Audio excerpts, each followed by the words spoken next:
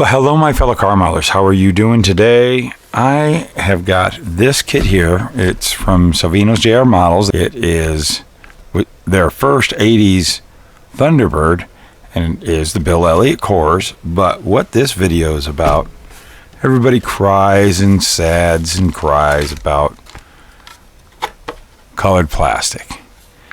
I want to build an 87 Thunderbird that is white, and I'm going to use this body, and I'm going to show you and prove to you all that these days, with how they color the styrene, it's done with a pigment, not a dye like what we used to deal with, where we'd have a lot of bleed through.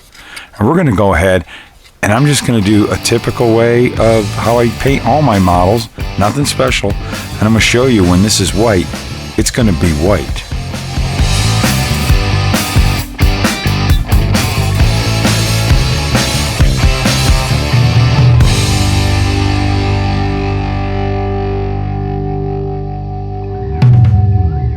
Let's get all that out, and we're going to work on this thing.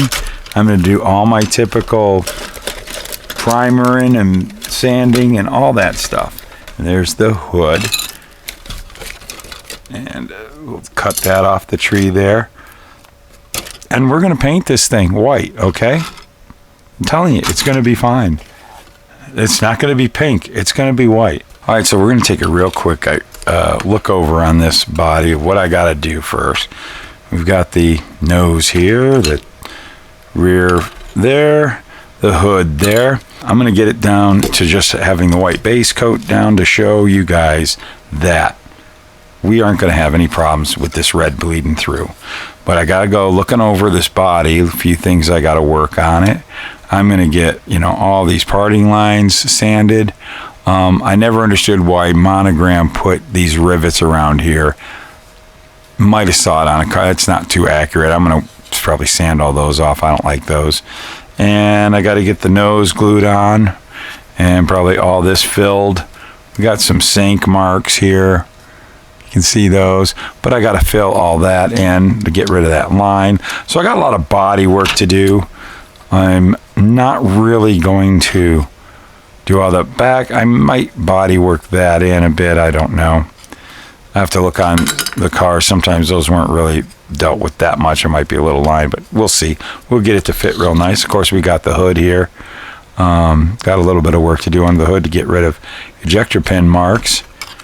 Just got two little, not really too bad, just on each side there. I'm going to get those gone. I'm going to get the body work all done, and we'll go through when I get the body work done, and then I'll show you when I get it in primer and how many times I primer and wet sand, all that stuff that we're going to do and get this thing going and looking like a proper body in white, and it'll be white, not pink. I got this nose on the front of this 87, 88 NASCAR Thunderbird, and I want to seal up the joints, that it leaves. And there's also, you can still see on this side, there's some sink marks right there. I've been working it because of this back here. And this is pretty thick plastic. And I just don't feel like using putty. Because the putty I like, I can't get a hold of, and I don't like the putty that I have. I'm really not a fan of this glazing spot putty, but it's the most accessible, and I try to avoid using it. And if you can see what I've got going here, this is one of the things. Why it's wet there is I'm sanding. First I glued it on. Let's start from the beginning. First I glued it on. I prepped both the nose side, where they fit together. I prepped both sides, get them as flat as possible. And then when I glued them together, and I'm using nothing but Tamiya Extra Thin. I love this stuff, and I love the quick set. And this is why I love Tamiya Extra Thin, because it softens up the plastic. Do you see over here, when I got everything together, everything butt up really tight, and it was just a line we're working on. But over here I had a little gap, and I wish I would have showed you what I did. But I took a bottle cap, I took a little bit of Extra Thin, I put it in the bottle cap, and I got a little piece of styrene. This is just a little strip very thin little strip of styrene from Evergreen, and I dip it in, get it really soft, and I started working it into there. And then I took this tool here. It's kind of like if you ever seen the old process of leading back in the old hot rod days, you know, when they didn't use polyester body fillers. And I just started pushing it in, and I just right there you can see it, and I pushed it in, got it all smooshed in there. And then I've been sanding with, this is about I think 220 grit. I've been working 220 grit. The rest of it is that I do some sanding after I let that get all softened up. I've been sanding, and I've been sanding enough that you can see I'm getting rid of the sink mark that's over here without using the putty. So I'm just working in it, and when I stop and I let the dust collect, and you know, whenever there's a line, the dust from the sanding will collect into that crack, into your crease. And then I would stop, and I would take a little bit of extra thin, and I'd dab it up and let that plastic or styrene dust, we should say, get into the crack and let it soften up and kind of fill into that. And then I'm going to get back to sanding, and I just keep on doing. I'm going to work it and, you know, play with it, and I've gotten rid of all, you know, it's really great about just sanding is I've gotten rid of all the parting lines that were in the body here and stuff like that. And that's what we're getting that all prepped. I have 3 of these in white, but I'm going to make this car white because, you know, I want to use their kit. I love this styrene, this high impact styrene, and I wanted to prove a point.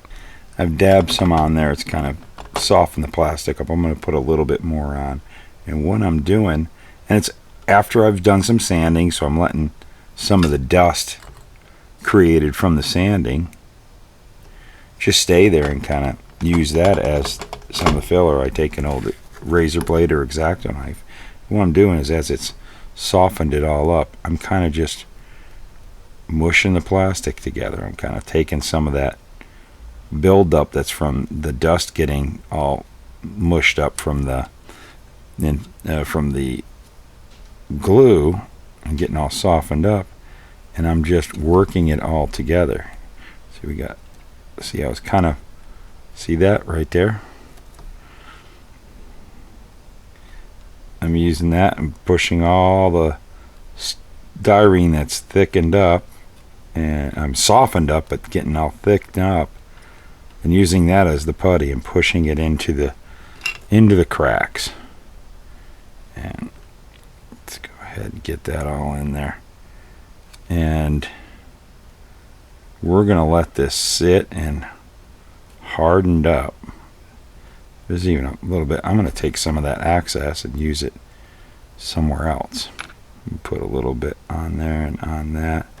And I'm going to take that excess I built up right there, put it right into there. See, it's getting all gooey. Use that to our advantage. And there we go. Just using the styrene. And I know a lot of people are going to say, well, you're just using sprue glue. Yeah, I've done the sprue glue thing, and I don't like it. I don't like making sprue glue. I figure, why not just use, while the thing is together, and just soften up the plastic and work it all together like that. I just didn't have good luck with the sprue glue, and it just seemed to take forever to set up. Here it's such small amounts. It seems to set up a lot faster when I just do it in small little amounts of just putting the extra thin quick set. And I really believe that it's quick set is the trick to getting this to work.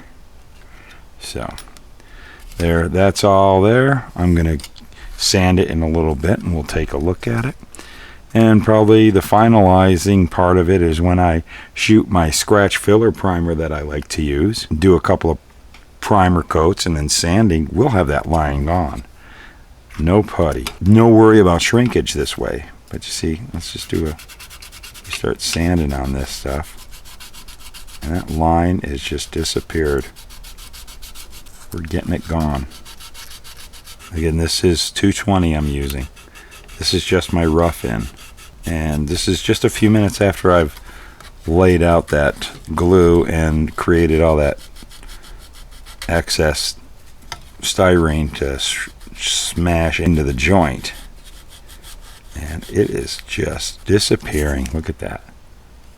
We're getting it gone. Let's do a lighter sand just to get a look here. We can see where we're going. It's definitely filling up. We still got some lines here and stuff, but I think a little more sanding, and of course we get down to the primer and the sand sessions. We'll have that all gone. I just got finished doing a prime session. I got a little bit of putty filling there. We did some sanding like we showed, a little filling with the big gaps with some styrene. We still got some filling to do. I'm going to be sanding this. Going to let this sit overnight. I used Duplicolor Sand Filler Primer I bought from O'Reilly's, and you can already tell there's no red showing here. I got a pretty bright white light over here. I'm going to get it a little closer. Let's really put some light on there and show you. So we're not seeing any bleed through at all. So we're going to get going with this and keep on sanding. I got some nubs in it, but it's about 3 coats I did. I did 1 light coat pass, and then I did a 2 heavy passes. Probably waited about 20 minutes in between each pass. I like to get it like that. Now I'm going to go tomorrow and I'm going to wet sand this all down. And I'm probably, before I start wet sanding, I'm probably going to put a little bit of putty. I just bought some new putty I want to try from Tamiya. It's the fine detail putty. It's supposed to be very, very smooth. And that should do the trick for me. And get this thing prepped to put the white paint on it. But you can see underneath where I went a little thin there. It's that red body. I'm not trying to cheat you guys. We're not having any bleed through. It's looking good. You usually can see it in this primer because this is a light gray primer. And if you're going to have any bleed through, you usually start seeing it during the primer.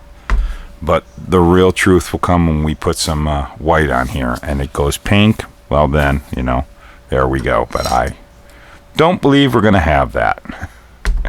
All right, so I have got it primed, and I don't see any sign of any red shining through. And to prove, this is the red body. I'm not doing the switcheroo. And I'm going to try to keep this red all the way through this process, so you'll know. I'm not doing no switcheroo of the body. Let's get that hood off so I don't drop it. So what we did is, like I've said in the past, this has been my go-to primer for three decades, really, honestly. I love this stuff. It's the only stuff I use, but the main thing is, and I like the kind of the filler stuff. I do a lot of sanding. I'm going to show you why. But this right here, I'm telling you, it's the same stuff that you get from the Tamiya primers. The main thing is that it's a lacquer base. It's a lacquer base primer. You always want to use a lacquer base primer. Trust me on that. How? But how? What do you mean, how? I knew that. You didn't know about lacquer base primers? Mm-hmm. Oh, you did? Say lacquer base. I can't even say it. Forget it. Lacquer base primer. Anyways, so here you go. There it is. And as we showed, we had some considerable gaps here where the and I still have a little. I'm going to have to do a little bit of work here, but we've got all the seams gone here in the where the nose connected to the body. And how I did that is I did all that body work. I did a lot of sanding after I did that filling that I showed. Got it shaped really well. I shot some primer on here. Did a little bit of wet sanding. I could see where I had still some considerable spots. And I have just started for the first time I've used it. I'm using the Tamiya white putty. I wouldn't do big fills with this because it can shrink. But for spot putty and little just fill-in seams after you've filled the big gaps, I think this is going to work out really nice. This is also lacquer based. You can thin it with lacquer. So this is basically just a thicker version of this. Now we got that. After I did that and did some wet sanding and getting that the Tamiya putty all dealt with on here, I went ahead and I did another coat of the primer. Comes out pretty thick, but not too thick. It really fills scratches and seams very well. Once I got that done, I let it sit overnight. I shot it last night. I let it sit overnight. I went ahead and wet sanded. I don't see right now any ghosting of the parting lines that I sanded. I think for good measure, I don't know, I still got some spots. This is not that critical of a model. I don't know. This one's kind of bothering me here. I might do a little bit of more putty work, and I see it got a little thin right there in the primer. I didn't get it there too well. I may work on this a little bit. Maybe do one more coat of primer and do a wet sand after that. And then we're going to put the white paint down on that. So next scene, white paint. You're watching the Luka C channel on YouTube. Well, there you have it. It's all painted. Everything's done. Might do a little color sanding on it or whatever, because this is Tamiya lacquer paints.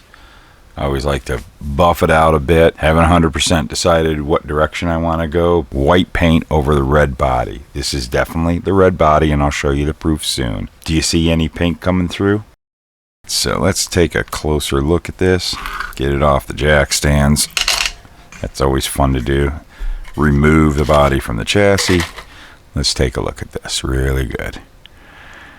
You see that?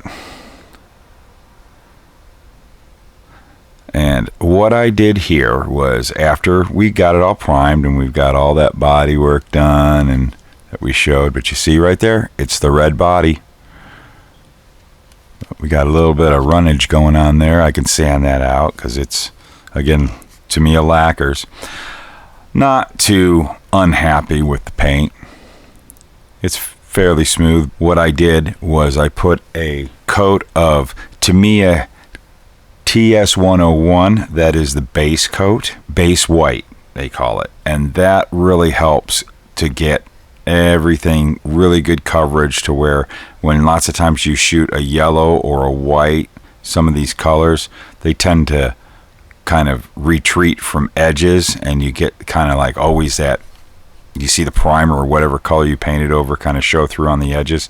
That TS101 will get rid of that. The base coat, it was kind of rough. I did a little bit of wet sanding on it and get it smoothed out. I went ahead and I did a coat, the TS26, that is pure white. I always will do my first pass of very light dusting, as I call it, coat. Tack coat is what we like to call it. Then about 10 minutes later, I will come over and I'll do a little bit heavier pass.